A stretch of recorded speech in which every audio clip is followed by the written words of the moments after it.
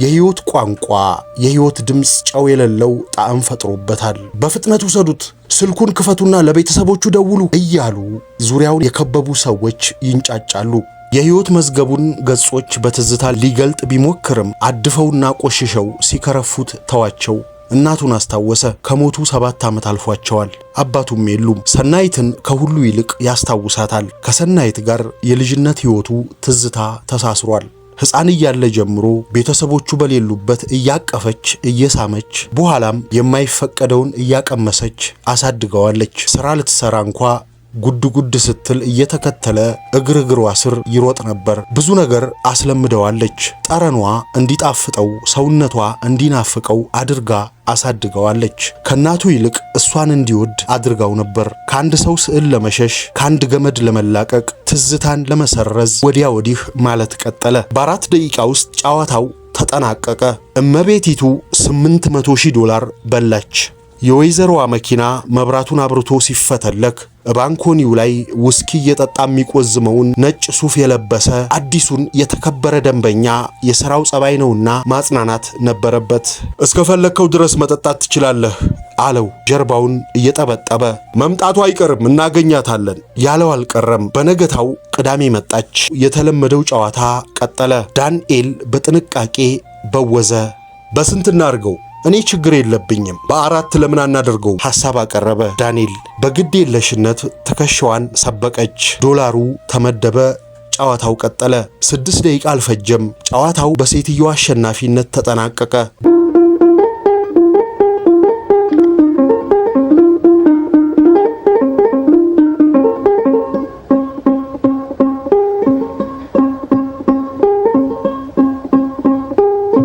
ጣና ይስጥልን ሀብል ተረክ ቤት የልብ ቀስትና የካዚኖዋ እመቤት የተሰኙ አጫጭር ልብ ወለዶችን ልናጋራችሁ ወደድን። ቻናላችንን ሰብስክራይብ በማድረግ እንድታበረቱን ስንል በአክብሮትና በፍቅር እየጠየቅን ስለምታደርጉልን ሁሉም በማመስገን አብራችሁን ቆዩ።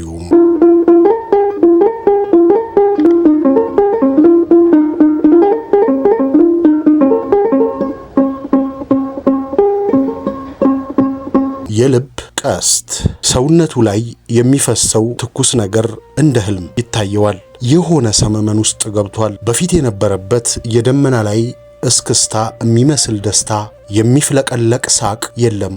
ከፊል እምባ፣ ከፊል ሳቅ ውስጥ የሚዋኝ ያህል ይሰማዋል። አንዳች ቁንጫ ነገር አጥንቱ ውስጥ ይሮጣል። አጠገቡ የተከማቸው የሰው ብዛት ከብቸኝነት ብብት ውስጥ ፈልቅቆ ሊያወጣው አልቻለም። ልቡ ከበሮ ትደበድባለች። የደም ስሮቹ ውስጥ የነበሩት ዘፈኖች ከነግጥማቸው የት እንዳሉ አያውቅም። ብቻ እንደ ህልም እጆቹ የነበሩበት ነዶ ውስጥ ይቆፍሩ የነበሩ ጣቶቹ ጠፍተዋል። ትንሽ ትንሽ ህይወት የሚሸተው የሳምራዊት ሽቶ ብቻ አሁንም ነፍሱ እልፍኝ ውስጥ ያካፋል። የህይወት ቋንቋ የህይወት ድምጽ ጨው የሌለው ጣዕም ፈጥሮበታል። በፍጥነት ውሰዱት፣ ስልኩን ክፈቱና ለቤተሰቦቹ ደውሉ እያሉ ዙሪያውን የከበቡ ሰዎች ይንጫጫሉ። በህይወት አሉ? አረ ሞተዋል። እኔን ይድፋኝ። ያ ነው ጥፋተኛ። አረ አምቡላንስ ጥሩ። ሰዎቹ ራሳቸው አይደማመጡም። ራሱን ያዳምጣል። የት እንዳለ ማወቅ ግን አልቻለም። ገነት ይሁን ሲኦል ለጊዜው አልተገለጠለትም። የህይወት መዝገቡን ገጾች በትዝታ ሊገልጥ ቢሞክርም አድፈውና ቆሽሸው ሲከረፉት ተዋቸው።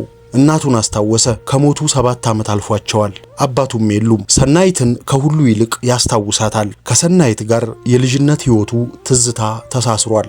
ሕፃን እያለ ጀምሮ ቤተሰቦቹ በሌሉበት እያቀፈች እየሳመች በኋላም የማይፈቀደውን እያቀመሰች አሳድገዋለች። ሥራ ልትሰራ እንኳ ጉድ ጉድ ስትል እየተከተለ እግርግሯ ስር ይሮጥ ነበር። ብዙ ነገር አስለምደዋለች። ጠረኗ እንዲጣፍጠው ሰውነቷ እንዲናፍቀው አድርጋ አሳድገዋለች። ከናቱ ይልቅ እሷን እንዲወድ አድርጋው ነበር። ወደ ዩኒቨርሲቲ ሲሄድ እንኳ ስቅስቅ ብሎ ያለቀሰው እሷን ወዶ እንጂ የናቱ ነገር ግድ ብሎት አልነበረም።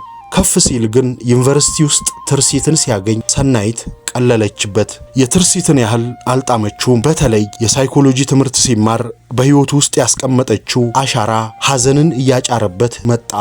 ቢሆንም ሊመልሰው አልቻለም። እያዘነ እየመረረው ቀጠለ። መጠጥ ለመደ። ሴት ማዘውተር ያዘ። ከአንድ ሰው ስዕል ለመሸሽ፣ ከአንድ ገመድ ለመላቀቅ፣ ትዝታን ለመሰረዝ ወዲያ ወዲህ ማለት ቀጠለ። ቢሆንም እድለኛ ነው። ጥሩ መስሪያ ቤት ተቀጠረ። በተለይ ከ4 ዓመታት በኋላ የገባበት መንግስታዊ ያልሆነ ድርጅት ዳጎስ ያለ ገንዘብ የሚያስገኘው ሆነ። ከዚያ እናቱ ከመሞታቸው በፊት ድል ባለ ድግስ ተዳረ። ሙሽራዬ፣ የወይን አበባዬ እያሉ እናቱ ብቸኛ ልጃቸውን ዳሩት። እልልታውን አቅልጠው ጎጆ አስቀለሱት። አሁንም የሰናይት ጠባሳ ግን ጥሎት አልሄደም። የልጅነት ስዕሎቹ ይረብሹታል። ትዝ የሚለው ጠረን አለ። የማድ ቤት ጠረን ይናፍቀዋል። ይሄኔ ያልሆነ ቦታ ራሱን ያገኘዋል። ተውኩት ሲል ያሳድደዋል። አመለጥኩ ሲል ይጨብጠዋል። ቪትስ መኪና ከገዛ ኋላ ታክሲ መሰለፍ ተገላግሏል። አሁን ያቃተው ከመጠጥ መገላገሉን ነው። የሚጠጣው ወዶ አይደለም፣ እየተበሳጨ ነው። ምን አለ እናቴ ለሰራተኛ ጥላይን ባትሄድ ኖሮ ይልና ይማረራል። በልጅነቱ ሰናይት የከተበችው ክትባት አሁን እንዳውሎ ነፋስ ነፍሱን ያመሰቃቅላት ይዟል። አንዳንዴ እንደውም ካፉ ያመልጠውና ወይኔ ድሌ ይላል። ጓደኞቹ እንዲህማ አትቀልድ፣ ያንተ ድልማ ምርጥ ድል ነው ይሉታል። መልስ የለውም። ብቻ ደስተኛ አይደለም። ሚስቱ ትዝታ ጥሩ ሰው ናት። ለስላሳ፣ አፍቃሪ፣ ሩቅ አሳቢ፣ ለኔ የምትገባ ሰው አልነበረችም፣ የተሻለ ሰው ማግባት ነበረባት ይላል። እሷ ግን ሁሌ ለቤቷ ደፋ ቀና እንዳለች ነው። ከራሷ ይልቅ እሱን ታስቀድማለች።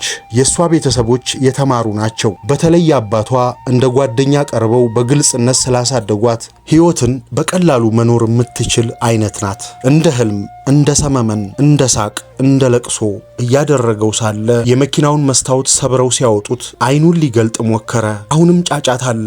እየተሳሳመ ሲያሽከረክር ነው።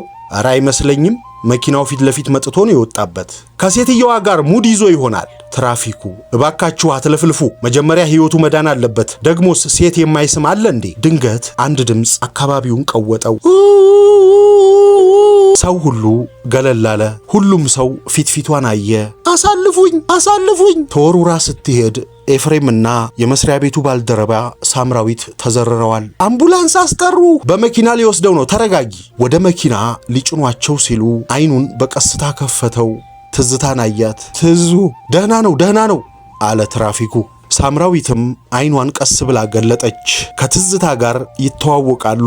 ዙሪያውን ከተገጠገጡት ሰዎች መካከል አንዷ ሚስቱ የትኛዋ ናት ስትል ጠየቀች። ይቺ የምትጮህ መሆን አለባት። አይደለም፣ ያቺ መኪና ውስጥ የነበረችው ናት። እንደ ሎሚ ሲመጣት ነበር እኮ። የትዝታ ጆሮ ውስጥ የገባው ድምፅ ልቧን ቆነጠጣት። ሳምራዊት ባሌን ጠለፈችው ማለት ነው? አይ ፈጣሪ! ትዙዬ ይቅርታ። እምባው ኮለል ብሎ ወረደ። መኪናውም ወደ ሆስፒታል ሸመጠጠ። ደሙ እየፈሰሰ ነበር። ደሜ የኃጢአቴ ዋጋ ነው ብሎ አሰበ። ተጻፈ በደረጀ።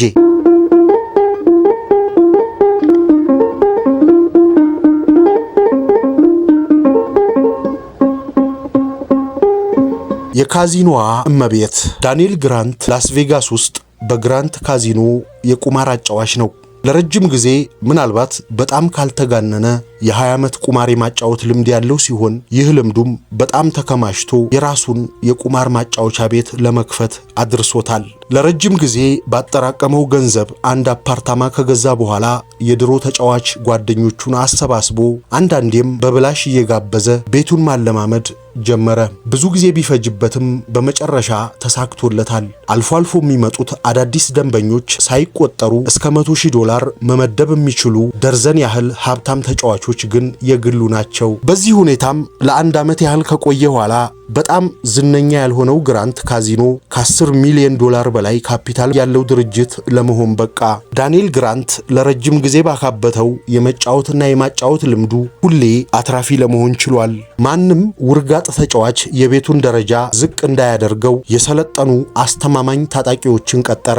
የደንበኞቹን ምቾት ለመጠበቅ ወለሉ ላይ በውድ ምንጣፍ እንዲያጌጥ ከማድረጉም በላይ ለደንበኞቹ ምቾት ከቆዳ የተሰሩ ሶፋዎችንም አስመጣ። ያለው የማጫወቻ ጠረጴዛ አንድ ቢሆንም ይህንን ያደረገበት ምክንያት አለው። ጋጋታ ስለማይፈልግ በኮሪደሩ ጠርዝ ላይ ጨዋታውን ያሸነፉ እየተደሰቱ የሚጠጡበት፣ የተሸነፉ ደግሞ እየቆዘሙ የሚተክዙበት አነስተኛ ባር አለው። ሁኔታው ለዳንኤል እንዲህ አስተማማኝ ሆኖ ለ6 ወራት ከቆየ በኋላ ከዕለታት አንድ ቀን ያልተለመደ አዲስ ክስተት ተፈጠረ።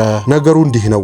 አርብ ማታ ከምሽቱ 4 ሰዓት ሲሆን አንዲት በጣም ውብ ጥቁር ጸጉር ያላት ረጅም አረንጓዴ የራት ልብስ የለበሰች ሴት ተከሰተች። እሷን መፈተሽ መቼም የማይታሰብ ነው። ሁሉም በፈገግታ እጅ እየነሳ መንገድ ለቀቀላት። ሽቷ ቤቱን አወደው። ዳንኤል በፈገግታና በአክብሮት ምን እንደምትጠጣ ጠየቃት። ነጭ ወይን፣ ፈረንሳይ አለች። ሙዚቃ በሚመስል ድምፅ ቀረበላት። በጠረጴዛው ዙሪያ ከሷ ጋር እራት ሰዎች ተቀመጡ። እኔ ኮንኩር መርጣለሁ አለች የምሽቱ እመቤት። ሁሉም ሞቅ ባለ ፈገግታ መስማማታቸውን ገለጹ። ዳንኤል አዲስ ካርታ ፈታና በጥንቃቄ መበወዝ ጀመረ። በስንት እናርገው ጠየቀ ዳንኤል። እኔ $200,000 ይዣለሁ። ሁሉም ተስማሙ። ካሽ እኔ ቼክ ነው ያስኩት አለ ነጭ ሱፍ የለበሰ ረጅም መልከ መልካም ቄንጠኛ ሪዝ ያለው ተጫዋች። ዳንኤል ቼኩን ተቀበለ። በመሃል ይቅርታ አለና ወደ ውስጠኛው ቢሮ ገብቶ የረጅም ጊዜ የባንክ ባለሙያ ለሆነው ጓደኛውና የጥቅም ተካፋዩ ደወለ። ማስተር ዊሊያም ስሚዝ የባንክ ቁጥር 944 ቢ ኢንተርናሽናል ባንክ አካውንት ይልኝ። ከ3 ደቂቃ በኋላ ባንከሩ መልሶ ደወለለት። $600,000 አለው አለው። ዳንኤል $200,000 የተጻፈበትን ቼክ ይዞ ወደ ጠረጴዛው መጣና ፈገግ ብሎ መቀጠል እንችላለን አለ። በ4 ደቂቃ ውስጥ ጨዋታው ተጠናቀቀ። እመቤቲቱ $800,000 በላች። የወይዘሮዋ መኪና መብራቱን አብርቶ ሲፈተለክ ባንኮኒው ላይ ውስኪ እየጠጣ የሚቆዝመውን ነጭ ሱፍ የለበሰ አዲሱን የተከበረ ደንበኛ የሥራው ጸባይ ነውና ማጽናናት ነበረበት። እስከፈለከው ድረስ መጠጣት ትችላለህ አለው ጀርባውን እየጠበጠበ። መምጣቱ አይቀርም እናገኛታለን ያለው አልቀረም። በነገታው ቅዳሜ መጣች። የተለመደው ጨዋታ ቀጠለ። ዳንኤል በጥንቃቄ በወዘ። በስንት እናርገው? እኔ ችግር የለብኝም። በ4 ለምን አናደርገው? ሐሳብ አቀረበ ዳንኤል። በግድ የለሽነት ትከሻዋን ሰበቀች። $1 ተመደበ። ጨዋታው ቀጠለ። 6 ደቂቃ አልፈጀም። ጨዋታው በሴትዮዋ አሸናፊነት ተጠናቀቀ። $1 ሳምሶናይቱ ላይ ሲደረደርላት ወይኗን ይዛ ስትዝናና ዳንኤል ጠጋ ብሎ እንዳንቺ አይነት ተጫዋች አይቼ አላውቅም ብንተዋወቅ አለ። በጨዋታ ያልቻላትን ሴት በፍቅር አጥምዶ ብሩን ለማስመለስ እያደባ። ሚስስ ስሚዝ አለችው ፈገግ ብላ። ኦ አግብተሻል? አዎ አልመስልም አለችው አይኑን በአይኗ እየሰረሰረች። ትመስያለሽ አለ እሱም አይኑን ከአይኗ ሳይነቅል። መልካም ምሽት አለችው። ነገ ብትመጪ ሌሎች የተሻለ አቅም ያላቸው ደንበኞች አሉኝ። ትመጫለሽ? ነገ የለሁም ወጣች። ዳንኤል ደንበኞቹን አጽናንቶ ነገ አዲስ ቀን እንደሆነ ዞር ሲል ሁሉም አሉ ካንዱ በስተቀር። ቄንጠኛ ሪዝ ያለው መልከ መልካሙ መጤ ተጫዋች አልነበረም። የት ሄደ እዚህ የነበረው እንግዳ ጠየቀ። ማንም የሚያውቅ አልተገኘም። ክፍሎቹን እየከፋፈተ ዞር ዞር ብሎ ፈለገ። ሰውየው የለም። ነገር ውስጡ ገባና ወደ ቢሮ አምርቶ ጠረጴዛውን ከፍቶ ቼኩን አወጣና ተመለከተ። ዊሊያም ስሚዝ ይላል ፊርማው። ለአፍታ በዓይነ ህሊናው ወደ ኋላ ተጓዘ። ሰውየው ሁለቱንም ምሽት የተቀመጠው ከመቤቲቱ ሴትዮ ጋር በግራ በኩል ነበረ። ምርጥ ምርጥ ቁጥር እየሰጣት።